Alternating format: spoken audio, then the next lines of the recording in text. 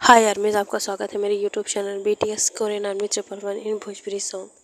जैसा कि आप लोगों को पता है, आजकल हमारी स्टोरी जो कि धीरे धीरे शायद रोमांस की तरफ बढ़ रही है, तो आप लोग तैयार हो जाइए क्योंकि आगे बहुत ज़्यादा ही भर भर के रोमांस है। तो चलिए माई क्रूर माफिया हस्बैंड का पार्ट 17 स्टार्ट करते हैं।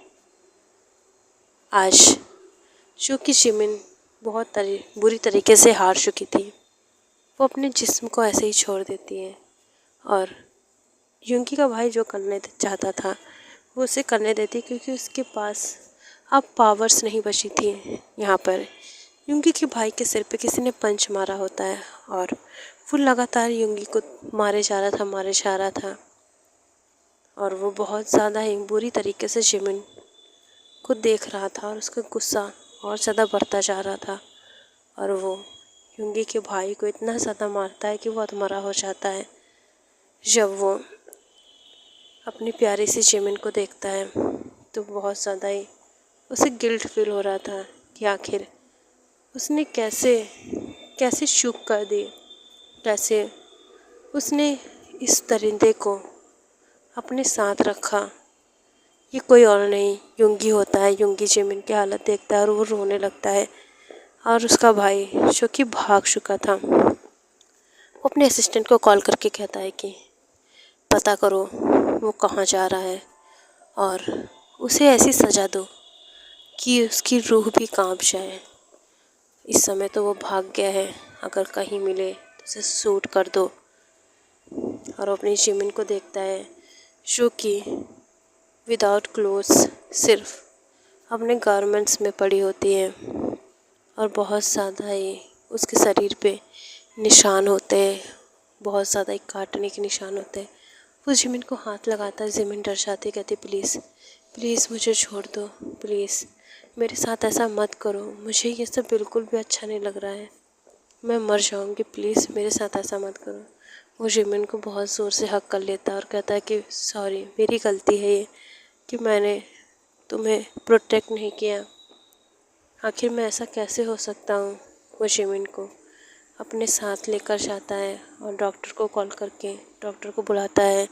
लेडीज़ डॉक्टर जो कि आती हैं उसे चेकअप करती हैं और कहती हैं कि इनके साथ ज़बरदस्ती हुई है, लेकिन डरने की बात नहीं है, ये कुछ देर में नॉर्मल हो जाएंगी, लेकिन हो सकता है इनके ऊपर उसका असर अभी भी रहे, इनको डर बना रहेगा। इस वजह से आप इनके साथ रहिए, इनका साथ दीजिए और इनको बहुत ज़्यादा प्यार की ज़रूरत है।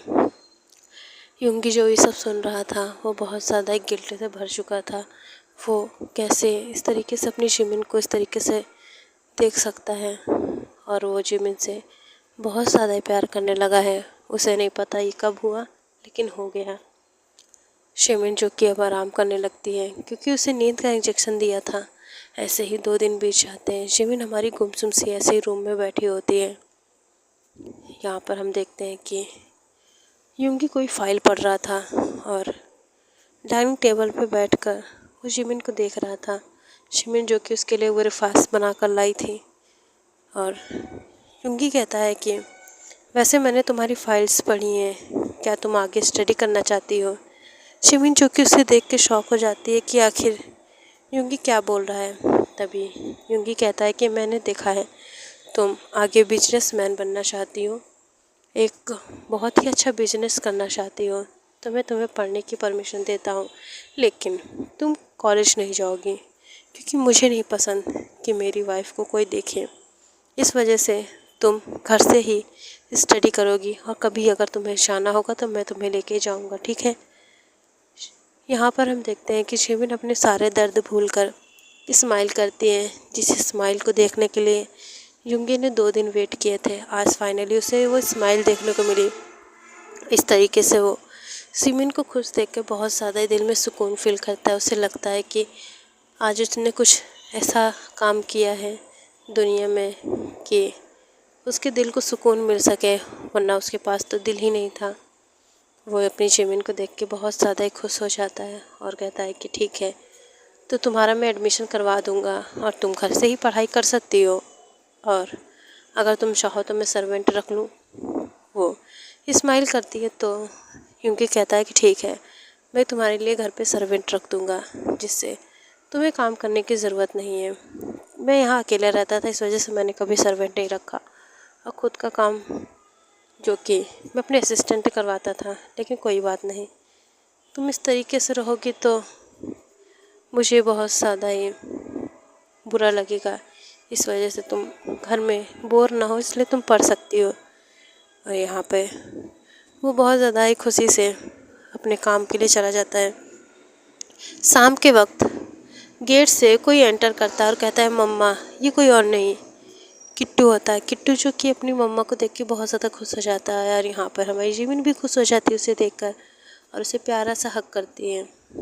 और हम देखते हैं कि 2 दिन से हमारे प्यारे से युंगी ने, जो कि आज तक कुछ नहीं किया, वो किचन में खड़े होते हैं, क्योंकि उनकी प्यारी सी जिमिन, जो कि बहुत ज़्यादा ही पढ़ने में एक्सपर्ट होती हैं, तो वो अपनी स्टडी कर रही होती हैं। तो उनके लिए खाना निकाल कर लाना, ये हमारे युंगी के बस में की बात तो नहीं है, लेकिन वो ट्राई करना चाहता था। उसका असिस्टेंट भी होता है। तभी युंगी, जो कि खाना निकाल रहा था, और जब वो खाना निकाल रहा था तो उससे बहुत ज़्यादा ही प्लेट्स गंदी हो जा रही थी। उसने सारा खाना एक साथ मिक्स कर दिया था, और फिर बाद में उसे देखता तो कहता, ये कितना गंदा लग रहा है, और वो खाना सीधा डस्टबिन में जाता। और फिर से दूसरी प्लेट्स, ऐसे ही बहुत सारी प्लेट्स जो कि यूज़ कर ली गई थी, वो खाना भी ख़त्म होने वाला था, बस थोड़ा सा खाना रह गया था। तभी असिस्टेंट किचन में एंटर करता और कहता है कि बॉस, आप क्या कर रहे हैं? और वो अपने माइंड में कहता है, वाओ, द ग्रेट माफिया मिनी युंगी, जिसने आज तक एक चम्मच भी हाथ में ना पकड़ा हो, और वो आज खाना सर्व कर रहा है, वो भी किसके लिए? अपनी वाइफ के लिए। ये तो सोचने वाली बात है। आखिर मेरी मैम का प्यार कुछ तो काम कर रहा है। आखिर इस हार्टलेस के दिल में थोड़ी सी प्यार वाली फीलिंग तो आई है। यहाँ पर हम देखते हैं कि युंगी उसे घूरता और कहता है कि तुम वहाँ खड़े होकर क्या तमाशा देख रहे हो? यहाँ आओ, प्लेट लगाओ, वरना मैं जान ले लूँगा तुम्हारी। यहाँ पर वो थोड़ा शॉक हो जाता है, क्योंकि उसे युंगी ने देख लिया था, और वो तुरंत जाता है, बॉस लाइए मैं कर दूँ। तभी युंगी, जो कि कहता है, क्या मुझे तुम नहीं सिखा सकते हो? तो असिस्टेंट कहता है, बॉस मैं निकाल देता हूँ, आप मैम को अपने हाथ से खिला दीजिएगा, क्योंकि अगर आपने निकाला और खाना थोड़ा सा ही है, और अगर कुछ फिर से आपने वैसा किया तो फिर खाना ख़राब हो जाएगा। युंगी कहता है, ठीक है। यहाँ पे युंगी बड़े प्यार से, जो कि अपनी वाइफ के लिए खाना निकालते हुए उस असिस्टेंट को घूर रहा था, क्योंकि ये प्यार जिमिन के लिए होता है असिस्टेंट को। तो वो गुस्से से घूर रहा था कि आखिर कोई और मर्द उसकी बीवी के लिए खाना सर्व कर रहा है। उसे बहुत ज़ोर से जेलसी होती है, और वो अपने हाथों की मुट्ठी बना लेता है, क्योंकि उसे बिल्कुल नहीं पसंद कि उसकी वाइफ को कोई देखे भी। लेकिन यहाँ पे उसे किसी और के हाथों का खाना ले जाकर उसे देना पड़ेगा। यहाँ युंगी, जो कि जल के भून चुका था, लेकिन अब कुछ नहीं कर सकता है वो। इस वजह से वो खाना लेता है और अपने रूम में चला जाता है, और अपने हाथों से अपने प्यारे से बेबी किट्टू और जिमिन को खिलाता है। जिमिन, जो कि शौक होती है, क्योंकि हमारी जिमिन, जो कि युंगी से पहले खाना कभी नहीं खाती है, इस वजह से उसे 1 स्पून खिलाती है, क्योंकि युंगी ने भी खाना नहीं खाया था, और खाना ऐसे ही उसने ख़राब कर दिया था। अब तीनों ही थोड़ा थोड़ा खाना खाते हैं। हमारी जिमिन को जब किट्टू मिला था तो बहुत ज़्यादा ही खुश होती है, और वो बहुत ज़्यादा ही प्यार से अपने बच्चों की तरह उसे पालती है। उसका एक बहुत ही प्यारा सा बच्चा, जो कि उसे मम्मा कहता है और उसके साथ ही रहता है।